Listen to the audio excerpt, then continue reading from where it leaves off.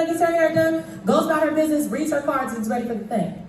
We on the side, touching up the concealer, flat ironing the hair because they have people on the set and in the spaces and places that are not trained and well versed in making us look good. But the reason for that is because they have the privilege to do that, to be that.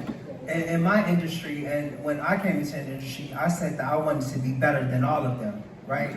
So I had to prove myself to be better than all of them. I had to prove to them that I could style Anya Taylor-Joy and Anne Hathaway and the City Girls and Lil Durk, right? Okay.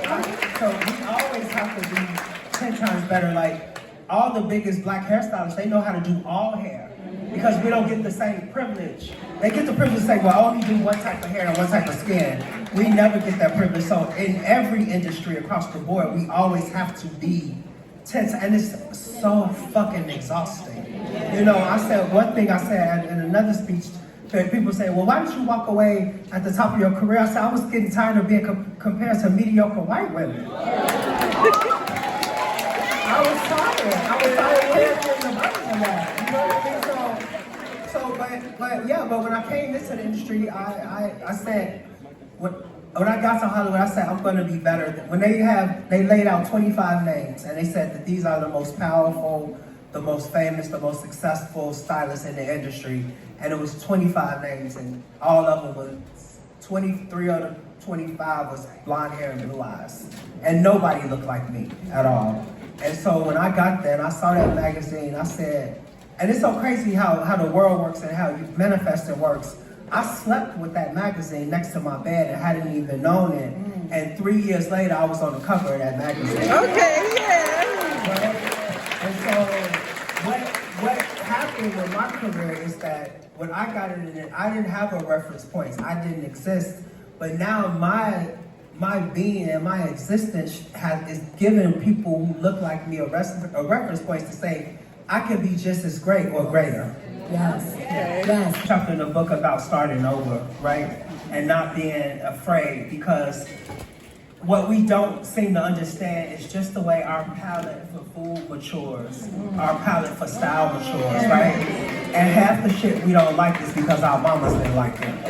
Like, your mama didn't like yellow, so you don't like yellow. You know what I mean? So I challenge, one of the action items is to go to a store and grab a rail or rack of things that you aren't drawn to, that you don't think will look good on you or fit you right, and figure out the maturation of your style palette. So it's not about always finding your signature look, it's about being not afraid to change it. We can't get away without at least one good style tip before we move off this point. Okay, yes, being afraid to change it, but like, give them a tip or something. You know, like, I'm a belter, by the way. Like, I'm a belter. Like, this isn't what okay. So somebody else said I'm a belter. I wear the belt. My mother is a ranch though. Shout out to her. I would put a belt on everything, you know, especially when I done lost a lot of weight, you know, not as much as I want to, but more than what people thought I had. So, you know, I gotta put a little belt on some of this stuff. But, you know, sometimes I'm getting on the set and I'm like, I need my belt. And they're like, you don't need a belt. I'm like, don't tell me what I need. I feel comfortable in the belt. Right. And so, like, I'm a perfect girl. I need a belt. That's your power piece. Some girls out here that don't have they need a belt. Right. I think they need a belt. Right. This is style tip. So, You know you done seen it. It's like, she needed the belt. This is the thing. This is the thing, right? But Law gonna say, I don't think there's ever been a woman that hasn't walked to the mirror and looked at herself and put her hands on her waist and just squeezed it in a little bit. You know what I mean? No matter how proud of the size you said, there's never been anybody who says, I want my waist to be wider. Like, it's just never existed. But for me, I've never been that type of stylist, right? I've never been the type to say, this is what you should and shouldn't be doing. It always has to be about the way the clothes make you feel. That belt makes you feel something. That belt makes you feel put together. It makes you feel sexy. It makes you feel powerful. And just go back to find the power piece. I don't really have any tips for you. Like, if you're pear-shaped People are like, we should never wear skinny jeans. Yes, you should, if that's what you want to wear. Wear whatever the fuck you want to wear. Period. And feel good in it. That's the tip. That's what the book is about. That's the tip. If y'all want a book about, you know, style A to Z, go read that other lady's book. That's not what my lady's book is about. That's not what my book is about. My book is about us getting to the place where we love ourselves the most. Woo! That's what my book is about. And it took me a while to get there because I had poured so much of myself into other people for so long. When I retired, I figured out, I'm like, shit, I don't know who I am. You know what I mean? Outside of being Law Roach, the image architect, the stylist, the world renowned, and all these things being put on this pedestal I never asked to be put on. I'm from the South Side of Chicago. Like, I slept on floors most of my life. You know, I'm blessed to not have to live that way anymore, but that's not really where I was. So I had to figure out how to come back down to the people and learn how to love myself from the basics again. And so that's what I wrote. And I wrote my book myself, right? So the word is my authentic love and my soul and my passion. So this book was actually a journey for you about yourself, Yes. as much as it was about helping other folks. Yes. This is a legacy, one could argue. Yes, absolutely. Your life, whether people know your name and you're on front covers or not, we are all about the business of leaving some kind of legacy. Yeah. So what advice do you have for people as they think through, you know, as they're reading your book, but as they think about the legacy that they're leaving, but also as you think about your own legacy? My legacy has always been, I want to be known for more than putting a pretty girl in a pretty dress. It always had to be more for me. I wanted to when I'm gone, I want people to stand at my funeral and talk about how I changed their life, big or small. And that's what I want my legacy to be about. Yeah. And you know, it's a part of the book, because I am selling the book, so I have to talk about it a little bit more. When I was writing the book, I was just reflecting on all the things about myself I didn't like. And I had figured out I had became so selfish and self-centered that my uncle died, and my cousin called and she said, hey, I just want to call you and we make the funeral arrangements. The funeral is going to be on Friday or such and such. And I said, well, I have a fit-in on Friday. Can you move the funeral to Sunday? And in the moment, I didn't even think about how selfish that was. When I was reflecting, I was like, who the fuck was I to ask my grieving cousin to move her father's funeral to accommodate my schedule, right? And so it was so many ugly things that I figured out about myself. And now, writing the book have got me to a place where I wake up happy every single day. And I am so grateful like being here gives me so much joy. Having this conversation gives me so much joy. Being able to put this book in the world gives me so much joy. And when people have got to read it and they're DMing me and talking about it, and it just becomes this fellowship. And people are saying that I never thought about it that way. I never heard anybody say it that way. I am really fucking happy for the first time in my life. Behind the success. So you feel like you're a better person because you I feel like I am a better person because I wrote this book. Absolutely. Yeah. I thought I was happy. You know, I thought I was happy because I got a bunch of Birkins and a couple houses. You know, I thought a couple Birkins wouldn't make me happy. I thought I was happy, but what I learned, and this is really important, that happiness is a habit, and you have to work on it. Just like you have to work on your body and your mental health. You have to work on happiness. I work on my happiness every day. I wake up with an attitude of gratitude, and I am thankful for every single thing that I have. And one last thing, I have a mantra that I talk about in the book, that the universe protects and provides. The universe will protect you from everything that's to harm you and that you're not supposed to have, and provide you with everything that you are. It's about this one single thing, and the business isn't ready. I did you a disservice, right? So you have to make sure before you start seeking out big stylists and clients, because it's more than just the Instagram post. you want to make sure that your business can sustain the type of attention that you'll get. And so at the beginning of my career, I was like, oh, that's a beautiful dress. I'm gonna use that dress. And then I would do it, and then you'll never hear from designers again because their business wasn't sustainable and they couldn't sustain the attention that they were getting. So then, as I started to grow up, I would always ask and say, okay, so tell me a little bit about your business model. Let me figure out where you are in business before I give you this opportunity. I am very happy for people to get opportunities, especially people who look like me. Any way they can get them. But I will say, when I started to get invited to these shows, there used to be 3 black people in the room. It would be me, Edward Enifo, Kenya Hunt, who is the editor-in-chief of LUK, and sometimes Patty Wilson. And we would come in and we would all do the black people nod. And I would take my seat on the front row, and there would always be the white PR girl that would come, and she'll, it'd be like a white girl looking for a seat, and they would always come to me and say, pardon, monsieur, is this your seat? And I'd be like, yes, it is.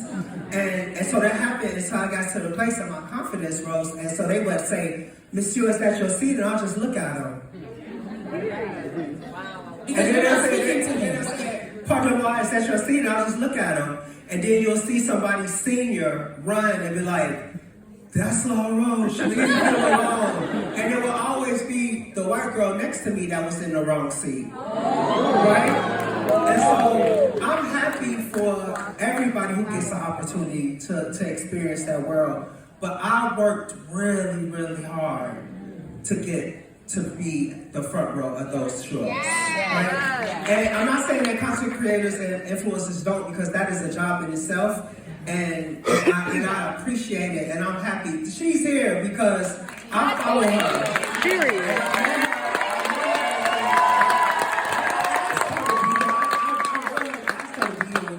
So I am very happy that we are getting opportunities, but I just hope that that people who get the opportunities take it seriously and keep consistently doing the work that got them there. I also started doing America's Next Top Model. And so I was like, you know what, I'm gonna do something that creates this kind of, separation between law and stylist and law, whatever this other thing is. And that backfired.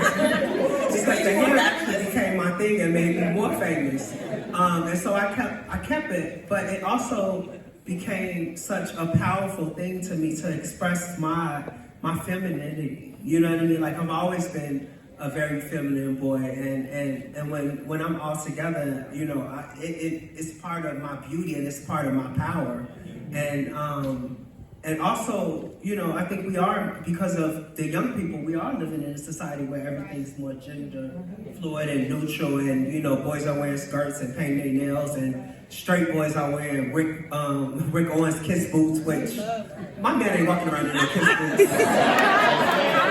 I'm sorry. But you know what I mean? So I think that the work that the younger generation has done has made that part of our society so much easier to navigate. Who knew the wig was supposed to be in the sky? Actually, what wig? It's so funny you said the stadium, because when I was trying to make the move to LA to be to really work as a stylist, because I was a bartender, and my godmother, she became my godmother. She said, "You'll never win the game if you're not in the stadium." You read it. You read the book. The thing is, to be quite honest, is that you always have to feel like and carry yourself like you're supposed to be there, right? And that whole thing, fake it till you make it, like, that's real. That's real. I was going to New York. I went to New York and went to T-Mobile and got a 646 area code phone because I wanted to lie to people and tell them I lived in New York, because that's where the opportunities was. You know what I mean? So you just always, and I'll let one of you guys speak on that too, about the networking. You always have to walk in the room confident. And when you have that confidence, people are gonna walk up to you. They're gonna want to know who you are instead of vice versa, right? You agree? I agree with that. I mean, walk in the room like you deserve to be there because you do. And then, I mean, you spoke to this earlier, but when you got the opportunities, you did not allow anyone to outwork you. And to be very clear, there's always somebody more talented, with more connections, with more experience, with more relationship, but the work is the differentiation. I was gonna say being prepared. So the confidence when you get in the room, and then being prepared for whatever interaction you have. This is a great example. I always tell people I'm always working for future me. I do my own show, I interview people so that when things like this come, I'm like, oh, I'm ready. Come on. But your authentic self. Yes. Because some of y'all want to walk in the room as Sally when Keisha should have showed up. And then they hire Sally, and then one day Keisha come to work and you wonder why you're having a difficult time. Okay, what the girl say? I come to work the way I went to the interview. Come on now. Thrift store. This is how I built the business. I would go to the thrift store and I would get literally dresses for $3 or $4. I had a friend that did alterations. She would take up the hem and take in the waist, and I would sell those $3 or $4 dresses for $70, $80, right? Because of the fit. The fit is the most important thing. You could take something so inexpensive and make it expensive looking just because of the fit. And one thing, you have a skill set that will last listen. If you can tailor, you'll always work. You will always work. There's a documentary about Pierre Cardin, and Naomi Campbell in the documentary, she said, Mr. Cardin is a tailor. He will always have a business, right? And that is a skill set, and I'm so happy to see that younger people are now investing and learning that skill again, because you will work. You will work, you'll always have a career, you'll always live in abundance because you have a skill that people will always need. I don't think it's ever not enough, to be quite honest. I think that when I said the attitude of gratitude, and you have to be grateful for all the things that come close, I want to see her come closer to the light. You have to, Oprah said this too, it's like when things don't happen the way, or you don't get the opportunities that you think you're supposed to, it's just the universe moving those things out of the way to put the things that you're supposed to have in your life. So you have to be grateful for every roadblock. You have to be grateful for every accident, for every setback, because it is really just the universe preparing you for exactly what you're supposed to have, right? And you also have to understand that rock bottom is the strongest foundation. No further than rock bottom. And so then you just look at it as building yourself up. But I sit here and with all these great stories of success and abundance and all that. But that ain't the way it always been for me. My life ain't been no crystal stair. You know what I mean? So, but I learned to be grateful for everything. So right before I retired, no, it was like right in the middle of retiring, I was up for a really important job as a creative director for an Italian shoe brand. And I wanted this job. I was like, this is my job. I'm moving to Italy. I'm going to do something else. I'm going to learn how to speak English. I'm going to marry an Italian man. I'm going to learn how to make fresh pasta. Like all these things. Right? And so when I retired and the news of me retiring got to them, they took my contract away. Like they was like, we don't want to do that anymore. And so I had another job where I was supposed to come in and direct a collection for an Italian house. It was a one-time thing, but it was like a big thing. Those optic jobs, right? We want those jobs, those things for our resumes, just to say we did it. And they also came back and said, because we can't really trust that he's going to be dedicated to it because he's retired. And so all these things started to go away from me, and I was like, why is this happening? I'm still the same person. I have the same talent. But had that not happened, I wouldn't be here with you tonight. And you wouldn't be able to get this message that I'm giving you tonight, because by me doing that, I would have been in Italy somewhere living my dream with Speak what you're speaking to. You see what you're saying? And not being here sharing these experiences. And I'm telling you, I am much happier being here with you tonight than I know I would be in Italy making pasta and probably not like this. Y'all, so I just got my book signed and I got a picture with him. I'm so awkward. I literally was just like, hello, thank you. Bruh, next time will be better, I promise. But I got my book signed And yeah, I'm feeling good. I'm feeling great. Make sure you go check it out.